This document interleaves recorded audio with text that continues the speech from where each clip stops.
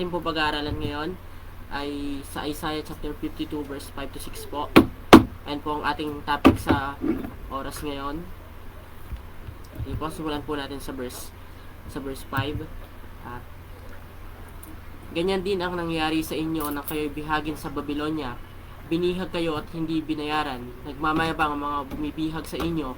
Walang humpay ang kanilang paglait sa aking pangalan. Ayan po, ang talatang ito ay naglalaman ng tugon ng Diyos sa hindi makatarungang pagkabihag ng kanyang bayan na humantong sa kalapastangalan sa kanyang pangalan.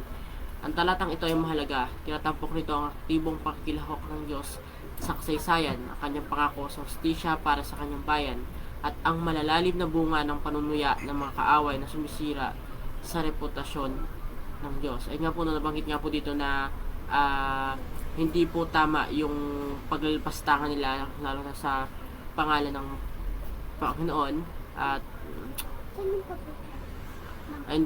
gawa nga po sa pagkakasala ng mga taga-Babylonia, kaya po sila nagkaroon ng kaparusahan. Inihahanda nito ang sistema para sa pagtupos sa pagdurusa na laman ng mga propesiya sa mga sumusunod na kabanata. Sa uli ay hahandong ito sa pagpapawalang sala ng bayan ng Diyos at sa kaligtasan ng lahat ng mga bansa sa pamamagitan ng Panginoong Hesus. Alam naman po natin na ang Panginoong Hesus po ang siyang dahilan kung bakit po tinuring tayo na hindi makasalanan o kung bakit tayo tinuring na makasalanan. Sabi nga po, no, dahil sa dugo ng Panginoong Hesus, tinuring tayong malinis, tinuring tayong banal dahil din sa kanyang pagkamatay sa krus. At ay nga po ang naging dahilan kung bakit tayo ay karapat-dapat na mapawalang sala o tinawag tayong walang sala. Ayan. Itinuturing sa talatang ito na ang pagpapahirap na ginawa sa mga Israelita na mga bumihag. Itinuturing sa talatang ito na ang pagpapahirap na ginagawa sa mga Israelita ng mga taong bumihag sa kanila isang insulto o pagwawalang bahala sa Panginoong Diyos. Ay nga po, no, yung mga tao pong bumihag sa mga Israelita ay sinasabi daw pong inunsulto nila ang Panginoon o ang binawalang bahala nila yung kalooban ng Panginoong Diyos. Kasi alam naman po natin na ang mga taga-Israelita ay ang bayang pinili ng Panginoon. At ayun nga, niligtas sila ng Panginoon sa kahit anumang pangyayari. Kaya nung mabihag sila ng ibang lugar, tinuturing itong kalapastanganan o pagbawalang bahala sa Panginoong Diyos.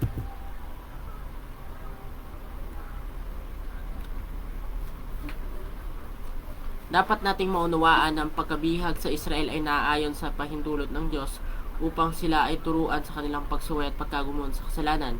Subalit pinupunan ng Diyos sa matinding pagpapahirat at pagpastangan sa kanyang mga tao na tila nabaliwala na ang kanyang planong pagtuturo sa kanila. Ay nga po, no, yung mga tao,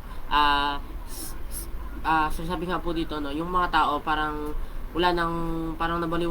nabaliwala po yung kalooban ng Diyos na parusa sa mga Israelita, kasi sila ang kumokontrol ng kaparusahan na ginagawa sa mga Israelita. Parang sinasabi nila na sila na yung dapat kumontrol kung ano man yung ibigay nilang parusa, sa halip na ang Diyos ang dapat na kumontrol ng parusa. Kasi grabe na nga po yung parusa na ginawa sa mga Israelita. Pero sabi nga po dito, ang Panginoong Diyos ang nagpahintulot na maparusahan sila para turuan sila, para itama yung pagkakamali at para ituwid yung maling gawain ng bawat isa sa kanila. Pero yung mga nagparusa naman sa kanila o yung mga tao na nagparusa sa kanila, labis na o yung grabe na yung ginawa at parang hindi na tama sa paningin ng Panginoon.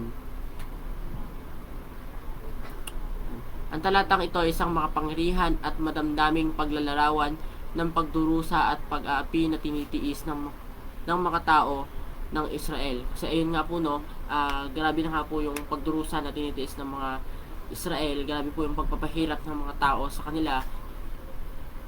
subalit ang mga pagpapahirap nito ay hindi naman subalit ang labis na pagpapahirap sa mga tao sa Israel ay hindi lubos na nakapagbibigay kaluguran o hindi nakakapagbigay kaluguran sa Panginoon dahil ang Diyos nga po ang dapat na magparusa or nakabase din po sa Panginoon o sa Diyos kung ano man po yung parusa na ibibigay sa Kanya. Pero para sa Panginoon, hindi po tama yung ginawa nila hindi po tama yung ginawa ng mga tao sa pagpaparusa sa mga Israel.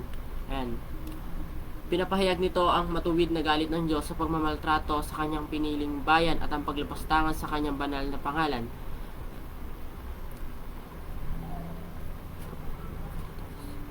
Ayun nga po, no, sabi nga po dito, matuwid na galit ng Diyos. Ayun nga po, no, alam naman po natin kung bakit po nagagalit ang Panginoon, kung bakit niya pinaparusahan ang mga tao at dahilan rin po ito sa kanilang mga pagkakasala. Wala po tayong magagawa kung tayo ay parusahan ng Panginoon dahil lahat tayo ay nagkasala, dahil tayong lahat ay makasalanan. Yan.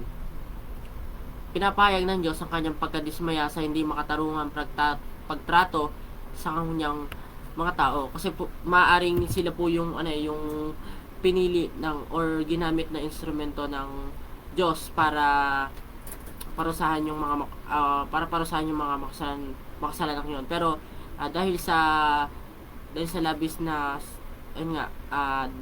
dahil nga doon labis na yung pagpapahirap na ginawa nila sa mga Israel or grabe na yung pagpaparusa nila sa mga tao sa Israel kahit na hindi nakakalulugod at kahit na hindi na tama sa paningin ng Panginoon ay labis pa rin nilang ginagawa ang mga bagay na yun. Nagkaroon sila ng sobrang tiwala sa sarili nila na parang pinapanigan sila ng Panginoon, pero may point na hindi naman talaga ganon kalubos yung parusa na dapat nilang iparating sa mga tao o gawin sa mga tao. Ayan. Ang pariralang ano ang mayroon ako rito, sabi ng Panginoon, ay nagpapahiwatig ng pagkagulat at pagkadismaya. Ang pariralang ano ang mayroon ako rito, sabi ng Panginoon, ay nagpapahiwatig ng pagkagulat at pagkadismaya ng Diyos sa sitwasyon. Ay nga po, no, kino-question niya kung bakit ang kanyang mga tao ay kinuha ng walang dahilan na binibigyan din ang kawalang saysay at kawalan ng katarungan ng kanilang pagdurusa. Ay nga po, no, grabe po yung pagpapahirap ng mga tao para sa kanyang mga para sa bayang pinili ng Panginoon. Ang paggamit ng salitang wala ay lalong nagbibigay din sa ideya ng mga Israelita ay napapailalim sa hindi nararapat na pagmamaltrato. Ay nga po, no, wala na po sa limit or wala na po parang sa tingin natin below na po siya dun sa sa kalooban ng Diyos na parusa. Kasi itong mga tao na nagpaparusa sa kanila ay hindi na tama yung ginagawa o labis na po yung pagpaparusa na ibinibigay nila sa mga tao kahit hindi naman talaga nakapagbibigay kaluguran sa ating Panginoon. Yan. Ang talata ay nagpapatuloy sa paglalarawan kung paano pinapaungol sila ng mga mamahala sa mga Israelita. Ay nga po, no, dahil sa matinding pagpapahirap sa kanila, nagsisiungulan na po yung mga tao, posibleng nagsisigaw na yan, pawis na dahil sa paghihirap nila. Nandiyan yung mga iyakan, nandiyan yung pagtitiis nila kung kahit nagagawa nilang umungol o daan nilang sa iyak yung paghihirap na kanilang dinaranas. Ito rin papakita ng isang malinaw na larawan ng pagdurusa at dalamhati ng naranasan ng mga tao sa kamay ng mga umaapi sa kanila. Ayun nga po, no, napakahirap po talaga ng dinanas ng mga Israelita sa kamay ng ibang tao o sa kamay na nagpaparusa sa kanila, dahil labis-labis na nga po yung pagpaparusa. Paulit-ulit po natin sasabi na labis-labis na po yung pagpaparusa ng mga tao at hindi na po talaga lubos na nakalulugod sa Panginoon. Hirap na hirap ang mga Israelita sa pagpaparusa na ginagawa ng mga tao. Ang mga pinuno ay nilalarawan bilang malupit at walang awa na nagiging sanhi ng pagsigaw ng mga Israelita sa sakit at kawalan ng pag-asa. Ayun nga po no, dahil po sa kalupitan na ginagawa po ng mga namumuno sa bayang Israelita o sa mga Israelita, ayun nga po, kaya nga po nasabi natin kanina, naging sanhi ng pagsigaw ng mga Israelita sa sakit at kawalan ng pag-asa. Para bang hindi na sila makakatakas dun sa parusa na dinaranas nila o sa kahirapan na dinaranas nila. Ang talata ay nagtatapos sa isang makapangyarihang pahayag tungkol sa paglapastangan sa pangalan ng Diyos. Ano naman po natin na nalalapastangan po yung pangalan ng Diyos dahil po sa pinagpapagawa po ng mga namamahala. Unang-una, unang-una po, hindi na tama yung pagpapalapastangan nila o pagpaparusa nila sa mga tao. Ganoon din naman po na pinili ng Diyos ang bayang Israel at ang mga Israelita. Makikita po natin dito yung pagmamahal ng Panginoon sa mga Israelita, kasi makikita po dito yung awa ng Panginoon dahil sa kalapastangan ng ginagawa ng mga namumuno at dahil sa hindi tamang pagpaparusa ganun sa mga Israelita. Ayan. Ang patuloy na paglapastangan sa pangalan ng Diyos ng mga api ay lalong nagpapalala sa pagdurusa ng mga Israelita. Ayun nga po no, may parusa din, napakahigpit po or napakabigat pong parusa ang paglapastangan sa pangalan ng Diyos. Kaya nga po nakasama siya sa 10 utos na wag nating babanggitin or lalapastanganin ang pangalan ng Panginoong Diyos. Ang paglapastangan na ito ay isang simbolo ng ganap na pagwawalang bahala sa kabanalan at katwiran ng Diyos. Na parang wala na silang paki doon sa kakayanang gawin ng Diyos, na parang wala na silang paki kung ano man yung nakikita ng Diyos. Tama man sa paningin nila, ngunit mali sa paningin ng Diyos, ay wala pa rin silang paki o wala pa rin silang response. Ayan.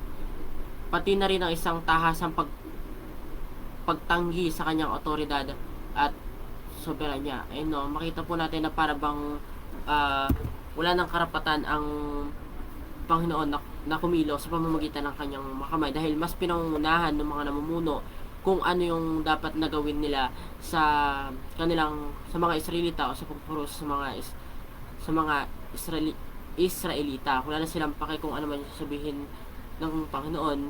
Wala silang gustong gawin kundi yung mga kagustuhan lang nila o kundi yung kung ano yung dapat nila o gusto nilang gawin sa bayang Israelita. Hindi sila tumitingin sa kung ano yung kalooban ng Panginoon. Ang pagdurusa ng mga Israelita ay nagsisilbing isang metapora para sa mas malawak na karanasan ng tao sa pangapi at kawalan ng katarungan. Ito ay sumasalamin sa pangmalawakang pakikibaka laban sa paniniil at pang-aabuso sa kapangyarihan. Ayun nga po no, kahit naman po tayo nung unang panahon, bago pa tayo mabuhay dito sa mundo, ganoon din naman po yung nangyari sa atin. Marami pong sumakop sa bansa natin, no? Kung babalikan lang po natin sa history or kung pag-aral lang po natin o natandaan natin, hindi lang naman po yung mga Israelita yung nakaranas na sakupin ng ibang lahi. Kasama na rin po tayo dahil ilang lahi po yung sumakop sa atin. Mas inaabuso nila ay ginagamit yung power nila, yung kapangyarihan nila para apihin yung mga tao na mahihina sa tingin nila yung walang laban.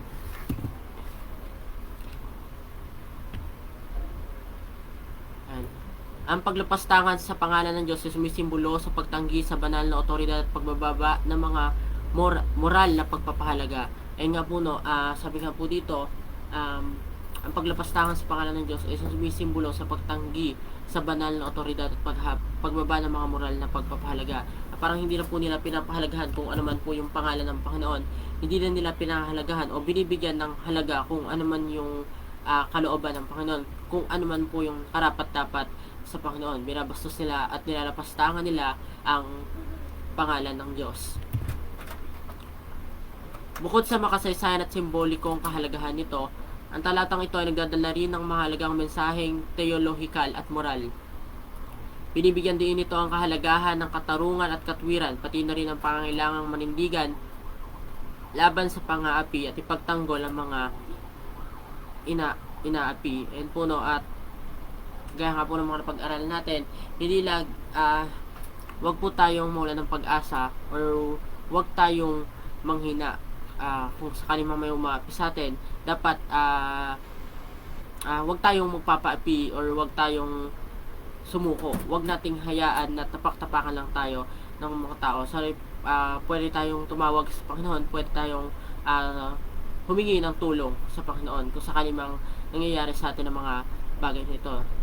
Tayo bilang tao dito sa mundo, may karapatan tayong manindigan, lalo na kung inaapak-apakan tayo ng mga nasa taas or inaapi na tayo ng mga nakararami o nung may mga kakayanan sa ating bansa. Ganon din naman sa kanila. Huwag tayong panghinaan ng loob, tumawag lang tayo sa Panginoon. Dahil alam natin na ang tatapos sa pang-aaping yan ay ang kapangyarihan lamang ng Panginoon. Ayan. Tinatampok din nito ang kabanalan ng pangalan ng Diyos at ang tungkulin ng sangkatauhan na parangalan at taguyod ng kanyang banal na otoridad. Tayo bilang mga Kristiyano at namumuhay sa pananampalataya, dapat bigyan po natin kahalagahan ang pananampalataya. Siyempre, ang pangalan ng Panginoon, dapat lagi siyang maitaas. Ano man po yung karunungan o ano man pong katalinuhan ang meron sa atin, pero ang Diyos pa rin po ang dapat na itataas. Ang pangalan lang niya ang dapat na parangalan. Ay po, pahalagahan din po yung kanyang otoridad or yung kanyang kalooban. Kung ano man po yung kalooban ng Panginoon, dapat ayun lamang po ang masusunod. Kasi tao lang tayo mas mataas ang Panginoon kaysa sa atin at wala makakapantay sa Kanya. Sa pangkahalatan, ang talatang ito ay nakapagpapasiglang pagpapahayag ng pagmamalasakit ng Diyos sa pagdurusa ng Kanyang bayan. Makikita po natin kahit na nagkasala ang ibang tao, kahit nagkasala sila nung una, pero dahil nakikita ng Diyos na lubusan na yung pang-aapi sa kanila ng sibling ibang lahi, makita pa rin po yung pagmamahal ng Diyos sa kanyang bayang pinili. Kasi kahit na ganoon ang nangyari, kahit na sila naging makasalanan, nandun pa rin ang pag-ibig ng Diyos. At makikita natin dito na ayaw ng Panginoon na ang kanyang mga pinili ay mapahamak o maapi ninuman. Nagsisilbi itong isang panawagan sa pagkilos na hinihimok ang mga mananampalataya na itaguyod ang mga prinsipyo ng katarungan, katwiran at paggalang sa Panginoong Diyos. Ayun nga po bilang mga mananampalataya at patuloy na nag-aaral ng kanyang mga salita, dapat po matuto tayong manindigan gamit ang salita ng Diyos. Siyempre, magtiwala sa Panginoon. Gamitin natin yung karunungan natin or idulog natin sa Panginoon kung ano man po yung mga mangyayari sa atin, lalo na kung may umaapi man or nalalait sa atin or naapak-apakan yung pagkatao natin. Huwag po tayong magtiis sa ganung bagay. Pagkatiwala natin sa Panginoon, dahil ano naman po natin yung authority ng Panginoon, siya lamang po ang may kakayahang kumilos, siya lamang ang may kakayahang magparusa para sa mga taong ng aapi. Sa kanilang po natin ipagkatiwala at dapat ang tayo bilang mananampalataya, alam natin yung makatarungan, alam natin yung makatwiran. Siyempre, dapat na nagbibigyan natin ng galang ang pangalan ng Panginoong Diyos. Huwag nating lapastanganin at huwag nating gamitin sa kung anumang kamalian. Kaya nga po, dito po tayo sa verse 6, ang ating huling talata na pag-aaralan sa oras na ito. Kaya darating ang araw, malalaman ninyong ako ang Diyos na nagsalita sa inyo. Ang talatang ito ay naglalaman ng mahalagang pangako ng soberanya at personal na intervensyon ng Diyos upang tumbusin ang Israel mula sa pagkabihag sa Babylonia. Doon pa lang po sa word na malalaman ninyong ako ang Diyos na nagsalita sa inyo. Ibig sabihin po nito na ang Diyos ang siyang makapagliligtas laban po sa mga mang-aapi. Siya po ang tatapos ng pang-aapi, siya po ang tatapos ng kasalanan. Ipapakita ng Diyos ang kapangyarihan ng kanyang pangalan sa pamamagitan ng pagpapalaya sa kanyang bayan sa pamamagitan ng gawain ito ng paghatol sa kaligtasan.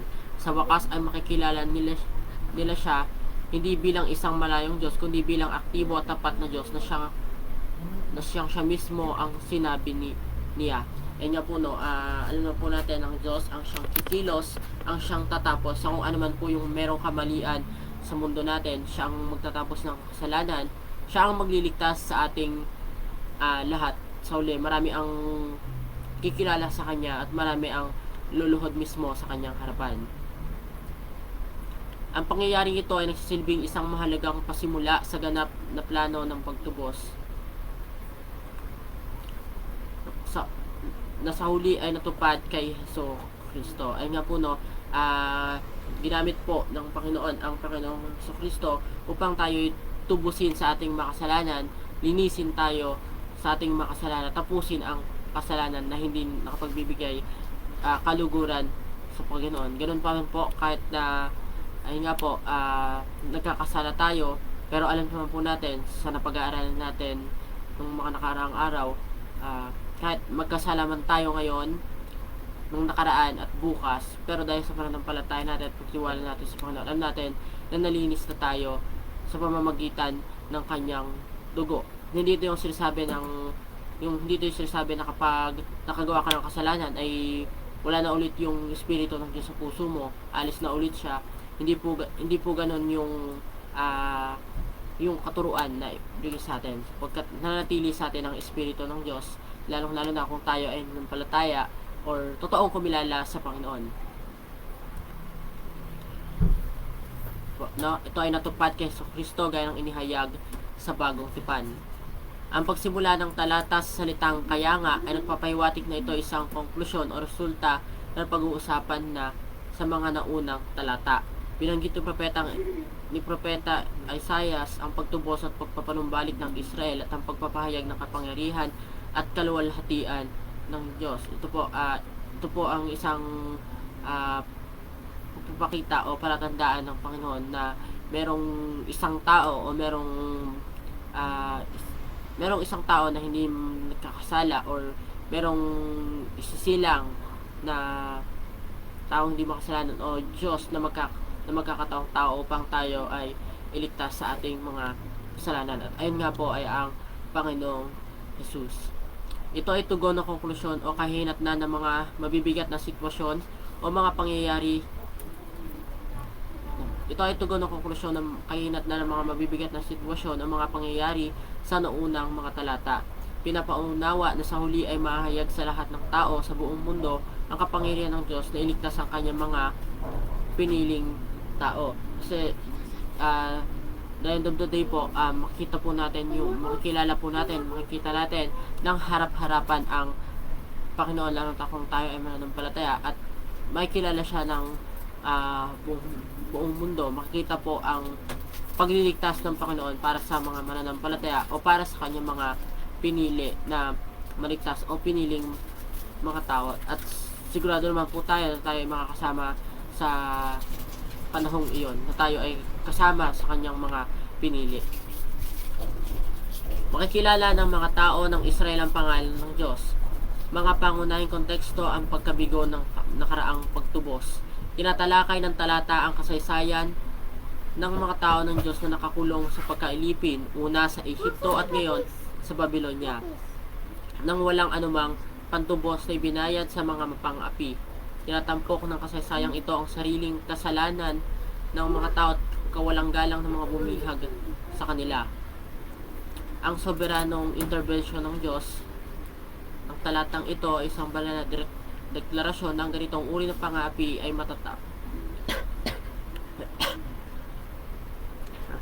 ang ganitong uri ng pang-aapi ay matatapos na. Ay nga po dahil po sa Panginoon, dahil sa Diyos na siyang may pagmamahal sa sa kanyang pinili at tapusin po niya ito sa pamamagitan ng kanyang kapangyarihan at sa pamamagitan ng kanyang soberanya o kalooban. Hindi ito isang pagsisikap ng tao, kundi isang direktang gawain ng Diyos.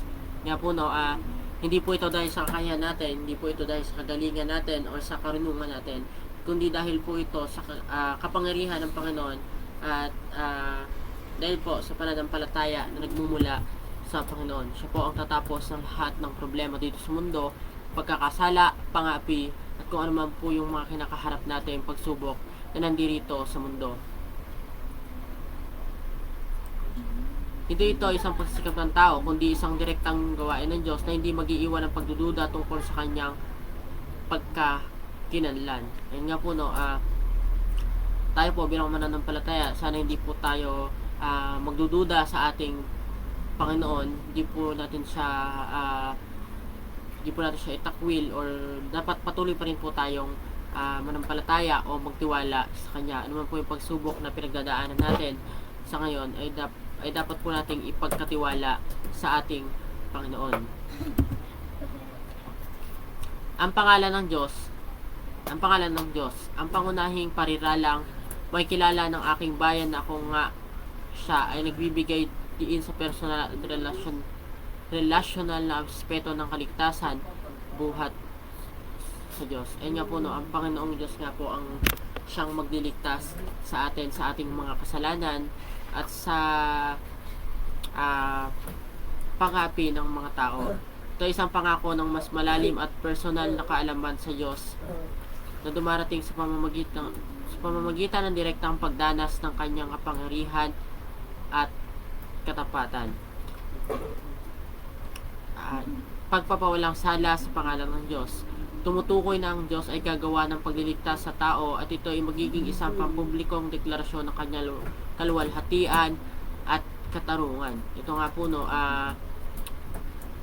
alam naman po natin na ang pagpapawalang sala ng Panginoon ay sa pamamagitan ng tumigis na dugo ng Panginoong Kristo. Ito po ang tapos sa mga kasalanan o sa mga mali na nakikita natin dito sa mundo. Isang patikim ng ganap na pagtubos habang ang agarang konteksto ay ang pagbabalik mula sa pagkatapon sa Babylonia. Ang talatang ito ay tumutukoy sa mas malawak, mas malalim na pagtubos na gagawin ng Diyos sa sinukob sa pamamagitan ng Panginoong Jesus. Ayun nga, ang kanyang kamatayan sa krus, pagkalibing at muling pagkabuhay. Alam naman po natin na ayon ang ministry ng Panginoon ay iligtas tayo mula sa kasalanan. Nabuhay siya dito sa mundo para mamatay, para ipako sa krus, at ang sa ganun po ay pawalang sala tayo o matubos po ang ating kasalanan. Kasi kung wala po ang Panginoong Jesus, kung wala ang dugo ng Panginoong Jesus, mapapahamak po tayong lahat, or posibleng kaya nga po wala na yung buwan-buwan na nagkakatay ng hayop para ihandog sa templo dahil nandun na po ang Panginoon. Ang buhay po ng Panginoon ang kanyang inialay para isahan na lang po. Hindi na po siya kagaya nung nasa lumang tipan na kailangan pang pumatay ng hayop, lalo na kapag araw-araw kang nagkakasala. Pero dahil sa Panginoong Jesus, isang beses lang po ang pagkamatay ng Panginoong Jesus, at hindi po tayo naniniwala na tuwing mahal na araw ay patay ang Panginoon. Ayun po. Ang halaga ng pagtubos. Pinapaunawa ng pagpapahayag na ang pagtubos ng Diyos sa mga tao ay walang katumbas na halaga. Pinapaunawa ng pagpapahayag na ang pagtubos ng Diyos sa mga tao walang katumbas na halaga at hindi nangangahulugan na mura o walang masyadong halaga ang pagtubos sa tao. Kung iniisip man po natin na wala pong halaga o hindi man, or kung iniisip natin na dugo lang naman ng tao yan, or dugo lang naman ng Panginoong Diyos yan, kung iniisip po natin na ganon, or nilalang lang po natin yung bagay na yun, totoo lang po, nakapakalaki po ng halaga ng dugo ng Diyos, o tumigis na dugo ng Diyos mula sa kanyang pagkapako, dahil ito po ang magsisilbing ating kaligtasan. Ito po ang magdadala sa atin sa kaligtasan, at ito po ang magpapawalang sala sa atin. Kaya nga po sabi natin kanina, di po tayo maliligtas kung wala po ang dugo ng Diyos. Naligtas tayo dahil inialay ng Diyos ang kanyang buhay. Ang salitang walang halaga ay sa bahagi ng tao dahil hindi nagbigay o gumastos ng anumang halaga ang tao para sa kanyang kaligtasan, subalit sa bahagi ng Diyos ay napakalaki ng halagang katumbas. Ito ay ang buhay ng Panginoong Hesus na hindi matutumbasan ng pera, subalit ang halaga ay higit pa sa anumang bilang ng salapi, ginto o pilak o anumang kayamanan sa mundo. Ay nga po kung sinasabi nating wala naman masyadong halaga, ay nga po syempre sa paningin ng tao walang masyadong halaga kasi di naman po sila yung tumubos sa sarili nila. Pero sa paningin ng Diyos, napakalaki po ng halaga nito o napakalaki ng naitulong nito. Hindi po matatawaran o hindi po kayang bayaran ng pera o anumang ginto yung buhay ng Panginoong Jesus. Dahil siya ay Diyos na siyang nagligtas sa atin, Diyos na inialay ang kanyang buhay. Kung tayo nga po, kung tayo lang po hindi natin kayang isakripisyo yung anak natin para tubusin yung yung anak niyo po pala, para tubusin yung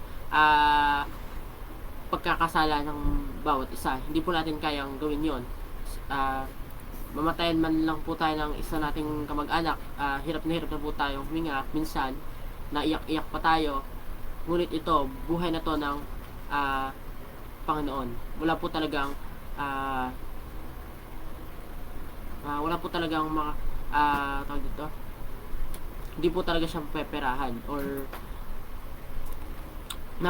napakalaki po ng halaga nito sa buhay natin ngayon. Ayan. Ang realidad ng pagtubos sa hinaharap. Tumutukoy ito sa katotohanan ng pangako ng pagtubos ng Diyos. Makikita ang mga detalye ng propesiya sa kabuuan ng kabanatang ito at sa kabanatang 53. Sa panahon ng Israel sa lumang tipan at maging sa bagong tipan, sa panahon ng Israel sa lumang tipan at maging sa bagong tipan, sa panahon ng Panginoong Hesus at ng mga apostol, hindi ito lubusang naunawaan ng mga tao, subalit sa ating kapanahunan ay naging malinaw itong katotohanan ng pagnanais at soberanya ng Diyos sa pagliligtas ng mga tao. Ay nga po kaya nga po nilalait ng mga tao ang Panginoong Hesus dahil sa pagtuturo niya. Kaya nga po nilalait-lait nila ang Panginoong Hesus nung siya ay nagtuturo dahil hindi talaga nila lubusang munawaan kung paano ba maliligtas ang tao. Pero tayo ngayon, dahil sa pagbabasa po ng salita ng Diyos at patuloy ng pag-aaral natin, naunawaan po natin kung gaano po kahalaga ang pagliligtas sa atin ng Panginoon at kung paano tayo maliligtas. At ayun nga po ay dahilan sa dugo ng Panginoong Hesus. Sa konteksto at makasaysayang kahalagahan, talatang ito ay orihinal na patungkol sa mga sinaunang Israelita na naharap sa isang panahon ng pagkabihag at pagkatapon. Ang mensahe ng pag-asa at pagpapanumbalik ay pagpapanumbalik ay magiging isang pinagmulan ng paghikayat para sa kanila dahil tiniyak nito sa kanila ang katapatan ng Diyos at ang kanyang kapangyarihang iligtas at tubusin sila. Ang mga salitang malalaman ninyong ako ang Diyos na nagsalita sa inyo ay tumutukoy sa ikalawang pagparito ni Kristo sa hinaharap, kung kailan siya ay malinaw na makikita ng lahat at ang kanyang gawain ng pagtubos ay lubos na maunawaan. At sabi nga po dito, ito po yung second coming ng Panginoon, yung panahon na po na kukunin ng Panginoon ang mga mananampalataya, o ito po yung tinatawag na rapture. Wag po tayong malilito sa first coming and second coming ng Panginoon, dahil ang first coming po niya ay yung mula nung siya'y sinilang, nasanggol, at ang second coming po ay pagbaba niya dito sa lupa para iligtas tayong mga mananampalataya. Ito ay isang pagpapahayag ng otoridad at kapangyarihan ng Diyos. Ang pariralang ako ang siyang nagsasalita ay nagbibigay diin na ang mga salita ng Diyos ay may laman at layunin. Ayun nga po isa pong ebidensya na hindi lang po sinungalingan yung nakasulat dito sa Biblia. So po siyang dala naman po naman natin na maraming mga tao ang hindi naniniwala sa Biblia. Ngunit dito pinatunayan ng Panginoon na siyang Diyos ang totoong nagsalita, o siyang Diyos ang sa bibig mismo ng Diyos nanggaling ang bagay na ito. At hindi lamang po ito gawa-gawa, o hindi lamang ito galing sa tao, kundi sa Panginoon. May taglay itong otoridad at katotohanan. Ito ay isang paalala na ang Diyos ang sukdulang pinagmumulan. May taglay itong otoridad at katotohanan. Ito ay isang paalala na ang Diyos ang sukdulang pinagmumulan ng karunungan at kaalaman, at kanyang mga salita ay dapat seryosohin. Alam naman po natin na sa Panginoon lang po natin makakamit yung karunungan, yung katalinuhan at kaalaman natin sa mga bagay nito. Kaya po dito, at ang kanyang mga salita ay dapat seryosohin. Kaya po ng pag-aaral natin, hindi lang tayo nag-aaral para may pagmalaki, o hindi lang tayo nag-aaral or nagsasalita dito para sabihin napakagaling natin magsalita, kundi para rin po to sa ikalalago natin, at para rin po sa ikararangal ng Panginoon. Ang talatang ito sa pangkalahatan ay sumasakop sa malawak na gawain ng Panginoong Hesus na pagliligtas sa kanyang mga piniling tao sa buong mundo, Hudyo at Hentil. Ayun nga po, no, hindi lang po Israel yung ililigtas ng Panginoon, hindi lang po mga Hudyo, kasama po tayo sa lahat ng niligtas ng Panginoon, tayong mga mananampalataya lamang. Yan. Sa panahon ng Israelita sa Lumang Tipan, ito ay isang mensahe ng pag-asa at paghihikayat para sa kanila na dumanas ng pagkabihag at pagkatapon. Binibigyan din ng talata ang kahalagahan ng pag-alam at pagkilala sa pangalan ng Diyos, at pagkilala sa kanyang otoridad at kapangyarihan. Kaya po, no, mahalaga po na makilala natin ang Panginoon ng lubusan. Alamin po natin kung ano yung kakayahan niya, kung ano po yung authority niya, kung ano po yung marapat na gawin sa atin, o kung ano po yung kalooban na dapat nating sundin ng naaayon sa kanya. Mula sa mas malawak na pananaw sa teolohiya, ang talatang ito ay tumutukoy sa kahalagahan ng pagkakilala sa Diyos sa ating buhay. Binibigyan din ito ang pangangailangan para sa isang malalim at personal na relasyon sa Panginoon, kung saan natin siya makikilala ng malalim at maunawaan ang kanyang kalikasan at karakter. Itinatampok din ito ang otoridad at kapangyarihan ng mga salita ng Diyos, at ang pangangailangang makinig sa kanyang tinig. Ayun nga po, no, lagi po nating pakinggan kung ano man po yung kalooban, sundin po kung ano po yung nais ay parating ng Panginoon, kung anong nais na pamuhay ng Panginoon para sa atin, kung ano po yung nais nating, kung ano po yung nais ng Diyos na gawin natin para sa kanyang ikalulugod.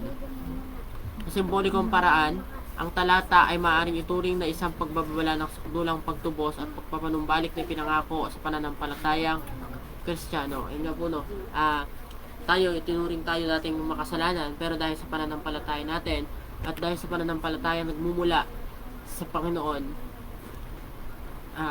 tayo po ay maliligtas dahil sa kanyang pagkalala, pagtitiwala, at dahil sa pagiging Kristiyano at pagkakilala natin sa Panginoon. Tinuturo nito ang pagdating ni Jesucristo na siyang sagisag ng pangalan ng Diyos at ang sukdulang paghahayag ng kanyang karakter. Ay nga po, no, sa end times po, makikilala po natin ang Panginoon, makikita po natin yung kanyang pagliligtas, o kung makikilala po natin ang lubusan ang Panginoon. Kaya kung tayo po bilang mga Kristiyano, dapat po ay nga po, no, kung tayo, kung ayaw nating mapahamak or gusto nating maligtas or mapasama sa kaharian ng Panginoon, patuloy tayong magtiwala at gawin natin kung ano man po yung nakalulugod sa Panginoon. Sa pamamagitan ni Jesus, ang sangkatauhan ay binibigyan ng pagkakataong makilala at magkaroon ng personal na relasyon sa Diyos at maranasan ang pagtubos at pagpapanumbalik na pinangako sa Biblia. Ayun lang po. Ayun nga po, no, hindi siya limited para sa mga tao. Tayo pong lahat ay may kakayahan na kumilala. Meron po tayong karapatan na kilalanin. Malaya po tayong kilalanin ng Panginoong Hesus, manampalataya at magtiwala sa Kanya. Ayun lang po, no, ang ating pong pag-aaral ngayon, verse 5 to 6 ng chapter 52, ay tumutukoy lang po sa pag-aapi at pagliligtas ng Panginoon sa mga naapi, ganoon din sa kasalanan na nagawa ng mga tao. Diba po, marami po tayong naunawaan o natutunan sa oras na to.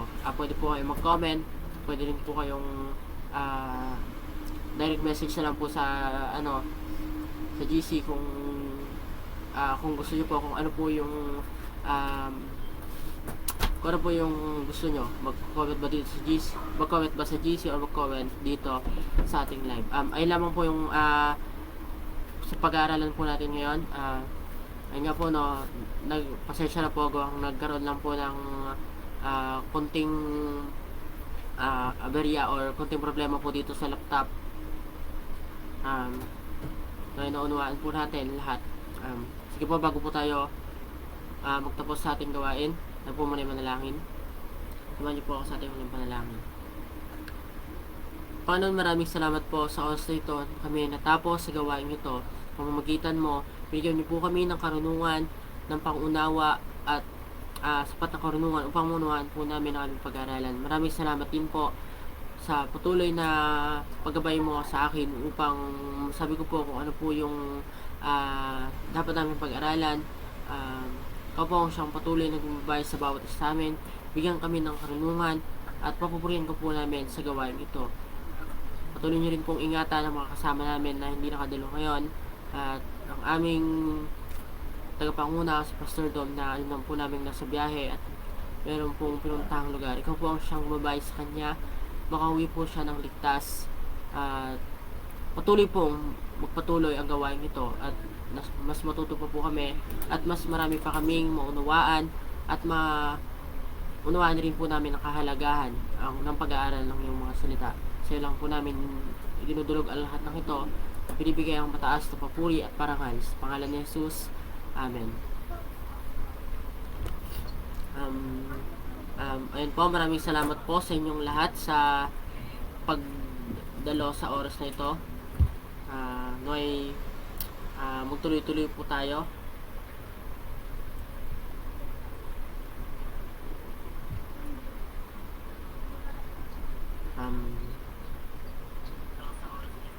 Salamat po, Pastor Claude. Salamat din po kay Ate Carla, nandiyan po kaganina. Then kay Ate Irene, ganun din po kay Pastor Fernando Bonaobra. Ayun po, maraming salamat po sa inyong pag-attend. Ganun din po sa mga hindi ko po nakita dito dahil wala po sa comment section. Kung nandyan man po kayo ngayon, tapos hindi man po nakita, ayun po, maraming salamat po sa inyong pagdalo. To God be the glory.